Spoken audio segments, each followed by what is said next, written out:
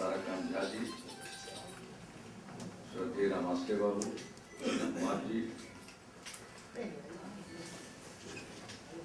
हमारे साथ पाकिस्तान की यात्रा पर गए शिष्टमंडल के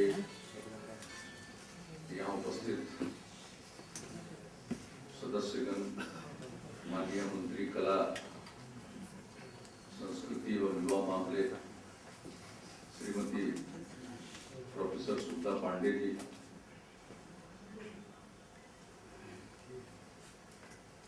माननीय उपसभापति तो यहाँ मौजूद ही हैं,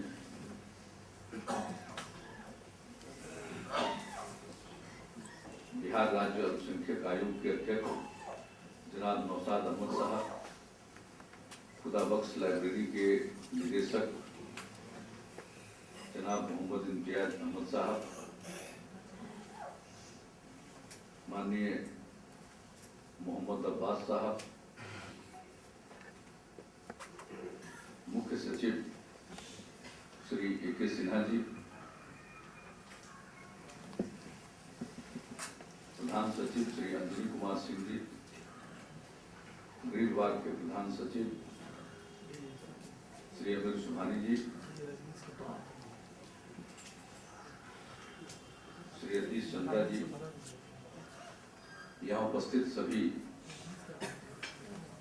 माननीय मंत्रीगण, विधानसभा और विधान परिषद के यहाँ उपस्थित माननीय सदस्यगण, पूर्व सदस्यगण,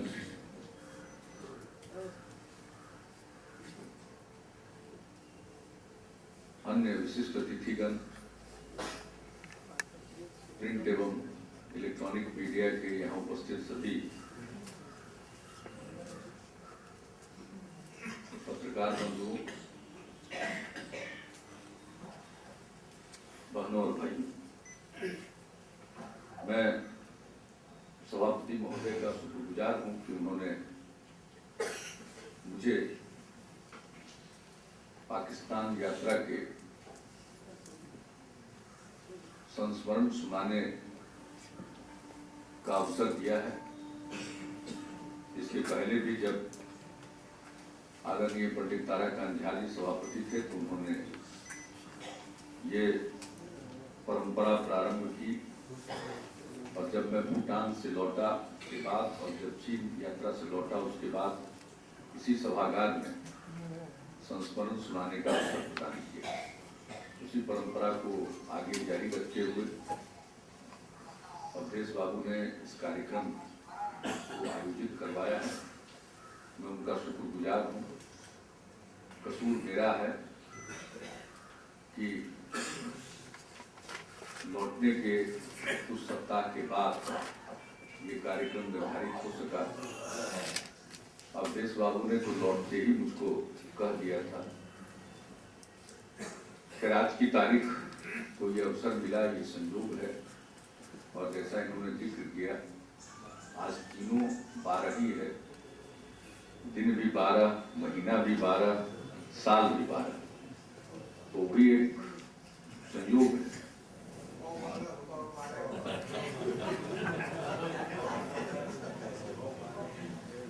मैं कहां से शुरू करूं और किन किन बातों का जिक्र करूं, इसको लेकर मन में थोड़ी दुविधा है। यात्रा की पृष्ठभूमि बन गई थी और उन्हीं दिनों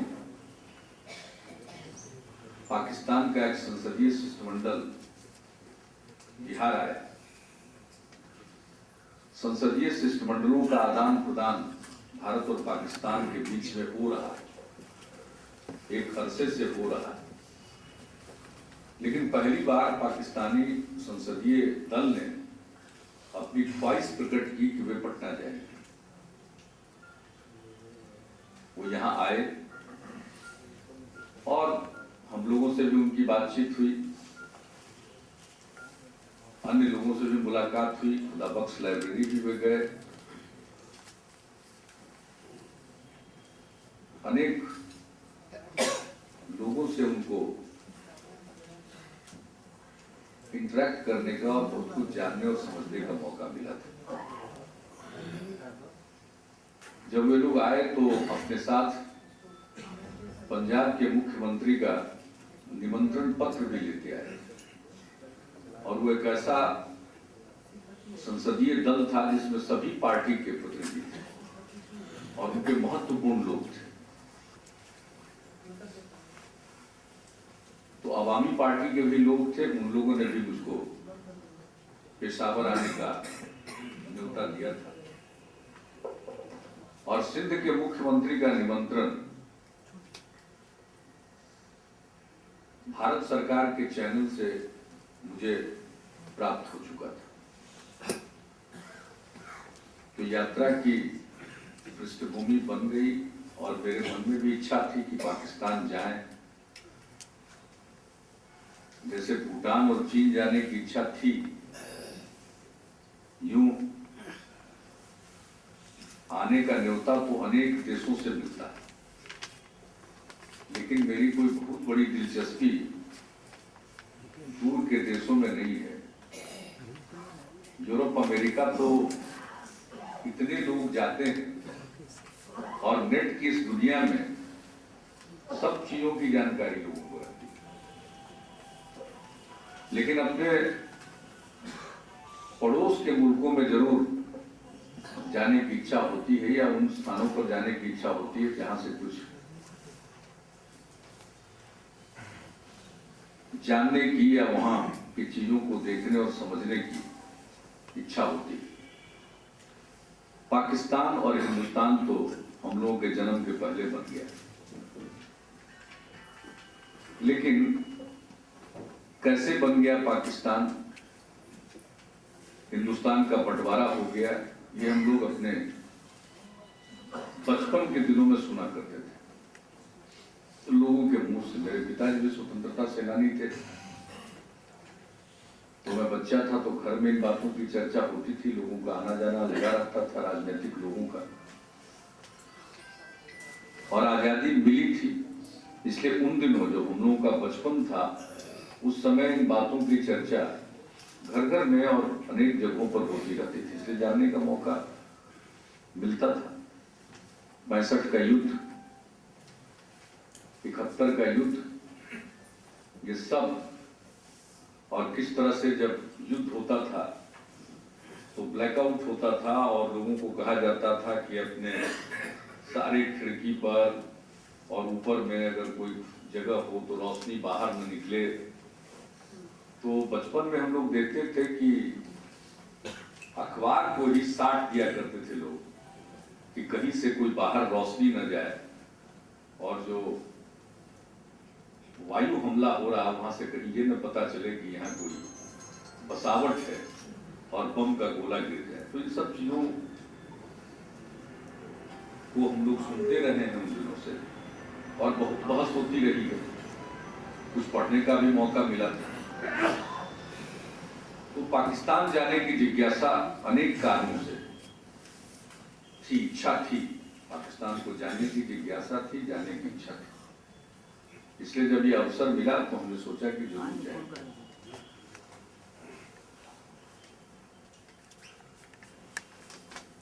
हम पहुंचे, उसके बारे में, यात्रा के बारे में, पड़ावों के बारे में बहुत कुछ कहा गया, उन बातों को मैं दोहराऊं उसकी कोई जरूरत नहीं है। और वैसे भी थोड़ी बहुत जिनको हमारे डेलीगेशन की पाकिस्तान यात्रा में थोड़ी भी दिलचस्पी थी, तो वो इन चीजों से अवगत हो रहे थे समाचार पत्रों के माध्यम से या मीडिया से, इसलिए हर पड़ाव का जिक्र करने की मैं कोई आवश्यकता महसूस नहीं करता हूं। लेकिन मन में इच्छा थी, और इसके बारे में मैं तो कुछ नहीं कर सकता हूं, लेकिन हाँ, ये बात सामने आई जब मेरी यात्रा तय हो गई, वहां जाने का कार्यक्रम विस्तृत रूप से बन गया, तो उन्हीं दिनों मुझको मालूम हुआ कि शायद पंजाब के मुख्यमंत्री को छोड़कर, तो पंजाब तो 2 हिस्सों में बटा था, अमृतसर से लाहौर की दूरी 50 किलोमीटर की है और वही जीटी रोड है। उसका एक हिस्सा हिंदुस्तान में, एक हिस्सा पाकिस्तान में। तो पंजाब के मुख्यमंत्री को छोड़ करके शायद किसी प्रदेश के मुख्यमंत्री का दौरा पाकिस्तान में नहीं हुआ। इसको लेकर मन में एक और थोड़ी उत्सुकता थी,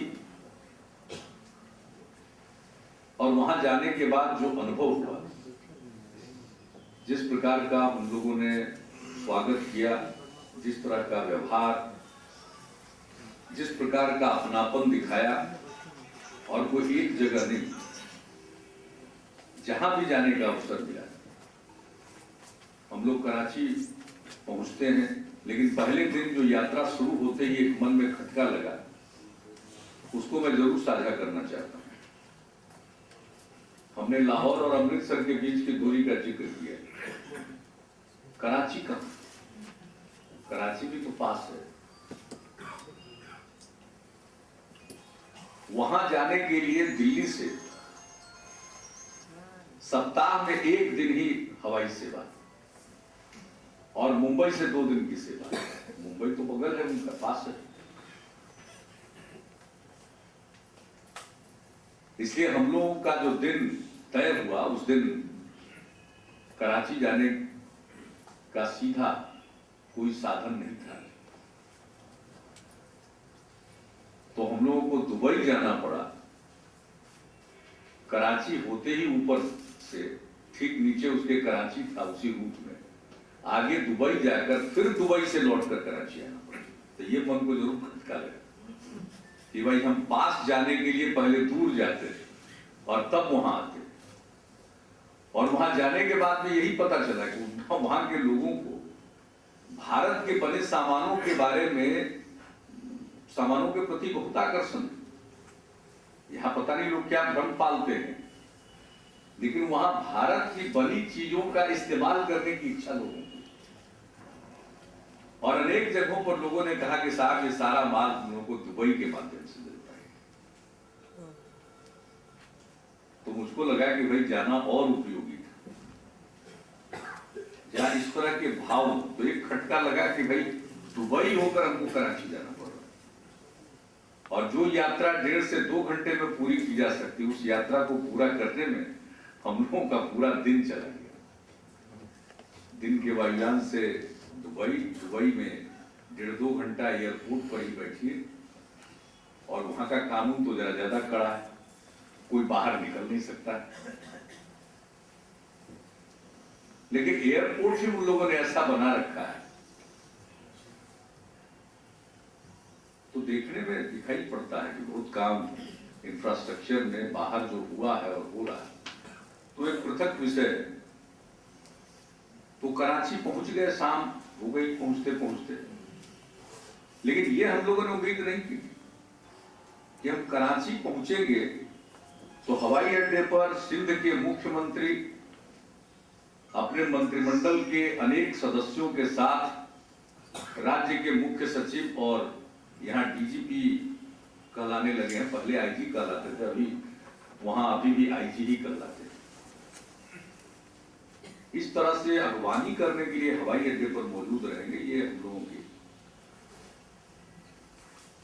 कल्पना और कॉम्प्रिहेंशन के बाहर की चीज थी। और जिस तरह से उन लोगों ने अपनत्व के साथ, स्नेह के साथ, और जितना सम्मान दिया, इसके बाद तो अगले दिन से कार्यक्रम शुरू हुआ। उस दिन तो कोई कार्यक्रम नहीं था, और हम लोगों का कार्यक्रम था कि साहब आज जाएंगे जहां ठहराया गया है, जिस होटल में, वहीं रहेंगे, वहीं भोजन करेंगे, कहीं जाना नहीं। वहां गए तो पता चला कि भाई आज रात का भी भोजन आप अपने कमरे में नहीं कर सकते हैं। आज भी वहां के जो मंत्री, मिनिस्टर इन वेटिंग थे हम लोगों के लिए, उनकी तरफ से भोजन। अब जल्दी जल्दी तैयार होकर के हम लोग तो अपना रिलैक्स थे कि भाई आज कोई काम नहीं, कल से काम शुरू हो। जो बातचीत करने का अंदाज, और एक नहीं फिर कई लोग आ गए, उनके एमपी आ गए और ऑफिसर्स आ गए। बातचीत, व्यवहार का अंदाज बातचीत का तौर तरीका वो दिखाती नहीं। मैं अपने 7 दिन के अनुभव पर यह कह सकता हूं कि वो सिर्फ शिष्टाचार नहीं था और इस तरह का व्यवहार दिखावे में प्रकट नहीं हो सकता। यानी कहीं ना कहीं भीतर से ये फीलिंग और ये एहसास जरूर है कि हम एक रहें। अगले दिन तो कायदे आजम साहब के मजार से कार्यक्रम की शुरुआत हुई। कायदे आजम साहब का जो मजार है वो बहुत ही खूबसूरत तरीके से बनाया गया है और कराची की सबसे ऊंची जगह पर, कराची समुद्र के किनारे है, आप सब लोग जानते ही हैं, और बहुत बड़ा शहर है, 2.25 करोड़ की लगभग की आबादी है। नेवल हेडक्वार्टर है उनका, इसलिए स्वाभाविक है जो कायदे आजम का मजार है उसका रख रखाव और उसकी देखभाल वहां के नेवी के हाथ में। इसलिए आपने देखा होगा कि जब हम फूल चढ़ाने जा रहे हैं तो नेवी के लोग लीड कर रहे हैं और वहां ले जा रहे हैं। वहां के मुख्यमंत्री जी के साथ चर्चा हुई, उसके बाद औपचारिक रूप से, और फिर एक सेमिनार में सिंध और बिहार में क्या क्या हो रहे हैं, उन्होंने सिंध के बारे में बताया, हमने बिहार के बारे में बताया, और उनके तमाम मंत्री, विधायक, सांसद, अधिकारीगण, पॉलिसी बनाने में जो लोग लगे रहते हैं, मीडिया के लोग, सिविल सोसाइटी के लोग, ये सब हर जगह आमंत्रित थे और चर्चा हुई। अगले दिन का कार्यक्रम तो आप सब लोगों को पता ही है। फिर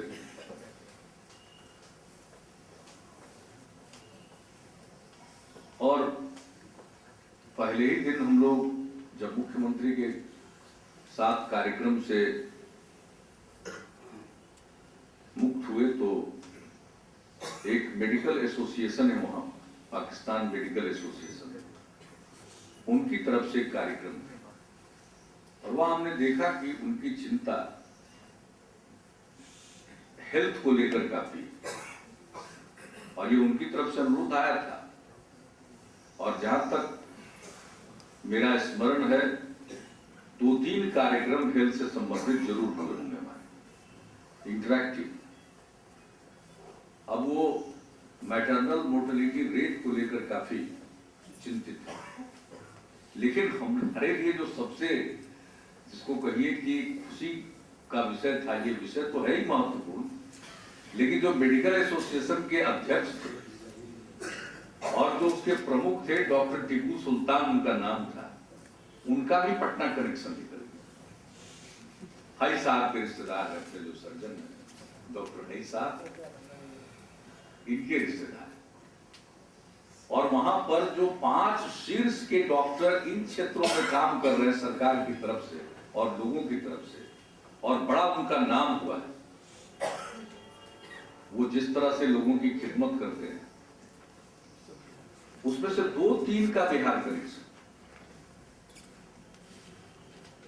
तो जैसे जैसे यात्रा आगे बढ़ती गई, इस तरह के अनुभव हम लोगों के होते गए, और फिर जब कोई भारत का हो, वहां से आया है वही पर्याप्त है, लेकिन उसमें से जब बिहार के लोग और पटना के लोग मिलने लगे, अब सिंध में जो गवर्नर हैं वो MQM के, उनकी पार्टी MQM, सिंध में पाकिस्तान पीपुल्स पार्टी और MQM का अलायंस है, तो गवर्नर MQM के। तो सिंध में तीसरे दिन यात्रा समाप्त करके जब हम लोग, उन्होंने लंच दिया था, तो बातचीत में ये पता ही नहीं चल रहा था, और पता चला कि इस्लामाबाद जाने का फ्लाइट मिस हो जाएगा। उनके सारे स्टाफ और जो भी लोग होते हैं प्रोटोकॉल में लगे हुए थे, वो परेशान हो रहे थे। अब उसकी और बचें जो भी हो, उनका एक बेहतरीन जिसको कहिए व्यवहार बातचीत का तरीका और मुख्यमंत्री सिंध के साथ में थे। अब बात होते होते उन्होंने कहा कि साहब, उन्होंने कहा कि हमारी वाइफ आपके बिहार की। तो हमने पूछा कहाँ की? तो कहा वो नहीं पता। तो उनका एडीसी वो अंदर गया और 2 मिनट में खबर लेकर के आया कि साहब वो पटना की और सब्जी बात। तो खैर उनकी बेगम वहां नहीं थी उन दिनों कराची में। उन्होंने कहा वो रहती तो जरूर यहाँ पर थी, वो रहती। और उन्होंने एक मजाक किया, कहा कि हमने अपने वाइफ को कहा कि तुम्हारे सीएम आने वाले। कौन हमारे सीएम? तो वहां के सीएम कायम अली शाह है। उन्होंने कायम साहब के बारे में कुछ क्या क्या करना चाहे?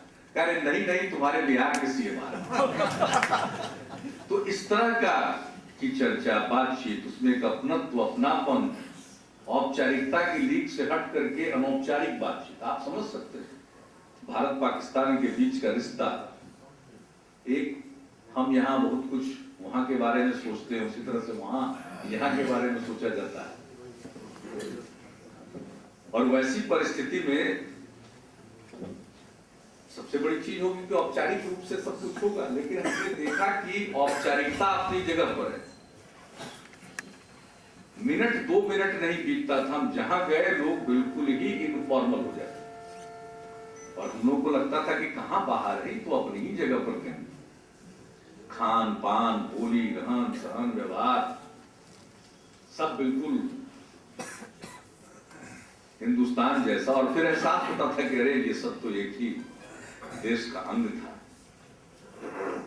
बट गया एक अलग बात है, लेकिन जो एक्सपीरियंस है, अब वहां भी हम लोगों के साथ जिनको मंत्री जी को लगाया गया था वो लोकल गवर्नमेंट के मंत्री, और वो कई पुष्ट से उनके परिवार के लोग राजनीति, उनके दादा भी स्पीकर थे, पिताजी भी थे, वो भी मंत्री हैं, और वो भुट्टो परिवार के काफी करीब, बेनजीर भुट्टो के या जरदारी साहब उनके काफी करीब थे। वो हम लोगों के साथ थे, तो कई बातें बताते चलते थे। मैं देखता था कि अक्सर गाड़ी वही चलाने लगते थे जब कहीं जाना है। खास करके अगले दिन कराची से मोहनजोदड़ो के लिए गए, तो मोहनजोदड़ो में फिर एयरपोर्ट तो ऐसा लगता है कि मोहनजोदड़ो का ही जो इलाका है उसी में एयरपोर्ट बना है, ठीक वहीं पर साइट है, वर्ल्ड हेरिटेज साइट है। लेकिन पहले हमको ले गए लोग लड़काना, जहाँ भुट्टो परिवार का घर है। लड़काना में एक गांव है जहाँ उनका मजार है और बाकी समूचे परिवार के लोगों का। वहां ले गए तो गाड़ी खुद चलाए, मेरे ख्याल से 1 घंटा जाने का रास्ता, 1 घंटा आने का। तो आगा साहब खुद गाड़ी चला रहे और बातचीत करते जा रहे। तो हमने देखा कि व्यवहार इसमें काफी अनौपचारिकता, और हमने देखा कि एक अपनत्व का व्यवहार, अपनेपन का व्यवहार। ऐसा लग रहा था कहाँ बिठाएं, क्या खिलाएं, क्या खिदमत करें, ये तो एहसास हमेशा था।